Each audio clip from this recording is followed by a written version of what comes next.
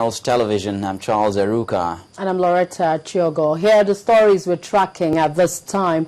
The President has urged the Extractive Industries Transparency Initiative, NETI, to ensure that refineries that receive stolen crude oil from Nigeria are identified and punished. President Goodluck Jonathan made this demand during a meeting in Abuja with the chairperson of NETI, Ms. Claire Short, noting that Africa is losing a lot through leakages in the mining and extractive industry. The president also challenged Haiti to help in ending the exploitation of Africans by multinational companies engaged in the extraction of the continent's natural resources.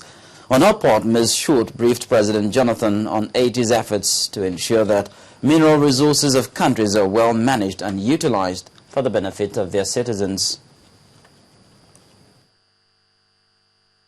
To drive forward the reforms that they've showed are needed, you need the backing of the government and the president.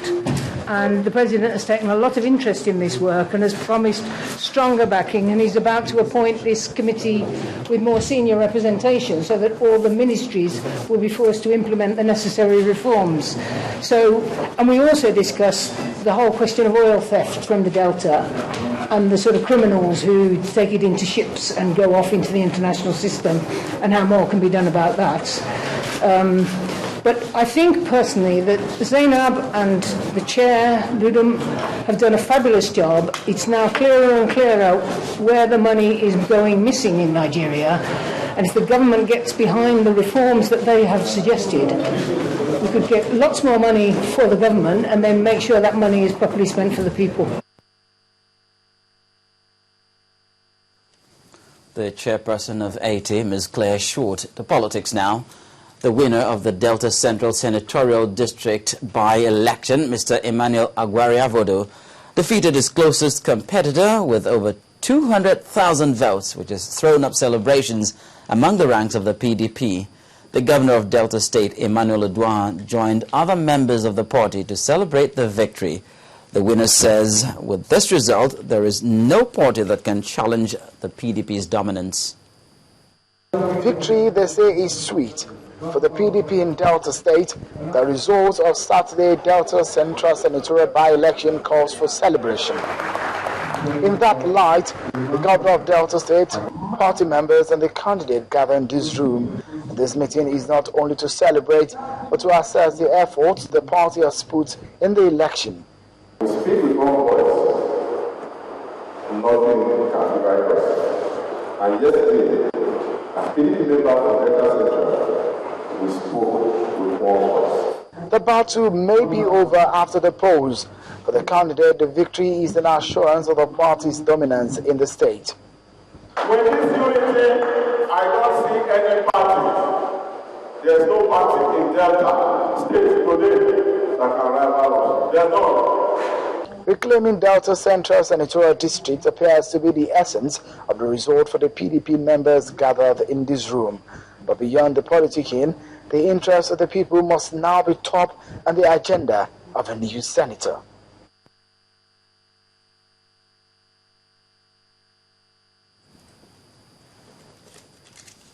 Meanwhile, the All Progressives Congress candidate in the Delta Central Senatorial District by-election is calling for outright cancellation of the election and for INEC to fix a date for a rerun. At a post-election press conference, the APC accused the PDP of using the military to intimidate voters and also engaging in falsification of results. We of the APC and I as a candidate reject in its totality the purported outcome and result as announced by INEC. We hereby demand for a fresh election that will allow the people of Delta Central to freely select a candidate of their choice to fill the vacant senatorial seat. In PDP strongholds, areas that PDP appear to would have won or have control, the military supervised the thumbprinting of ballot papers in private homes of PDP stalwarts. For example, thumbprinting took place in the deputy governor residence, I'm talking of Delta South, in the PDP candidate Emmanuel Agwariavodo's house in Ughelli South, as well as Chief John Oguma's house in Ughelli South. What has happened is a complete rape of democracy. It is also a possible template of what the PDP plans to do in 2015. So it's our duty to raise the alarm as early as possible and begin to fight this very dangerous slide into complete chaos and anarchy.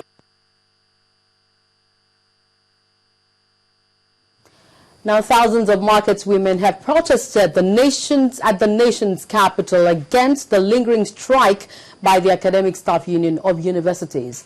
The angry women trooped to the Federal Secretariat, warning ASU against blackmailing the government over a strike they described as suicidal to the education system.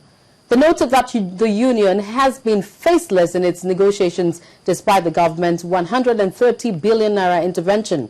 They threatened a showdown with the lecturers if the issue is not resolved within 2 weeks. Our correspondent Gloria Omezuoke reports.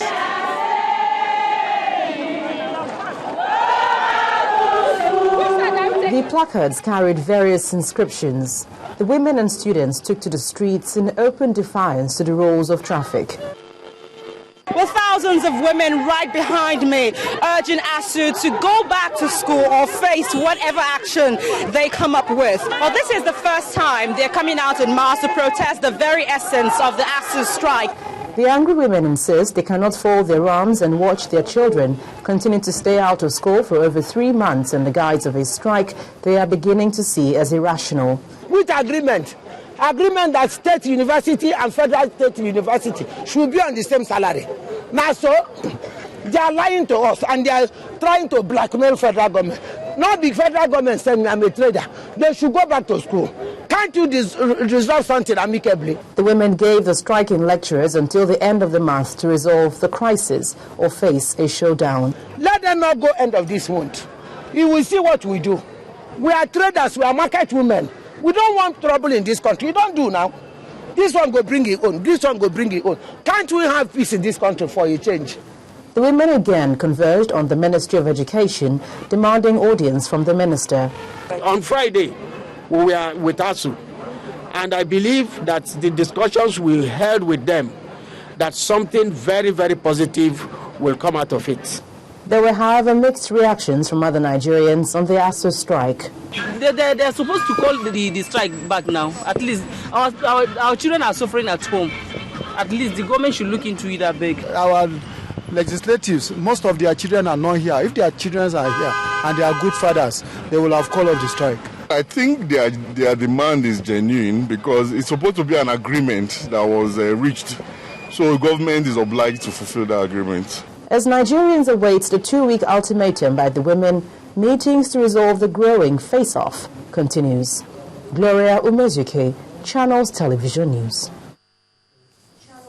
Still to come on News Track, the president's response to the APC leader Bola Tinubu's comments that the national conference being planned by President Goodluck Jonathan is ill-timed. And dominance of expatriate construction companies worries local engineers in Nigeria. That's when we return. Stay with us. At first, it's only anticipation that something is about to happen. This is one thing that makes life interesting. To compete not only with players across the field, but across the world. It makes me feel joy when we win and sorrow when we lose.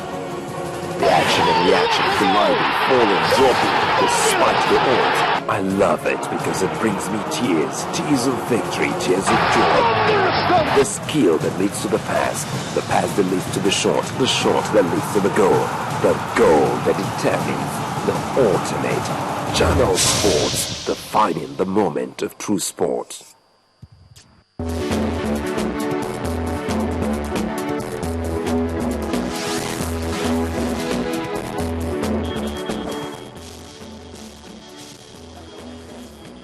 Welcome back.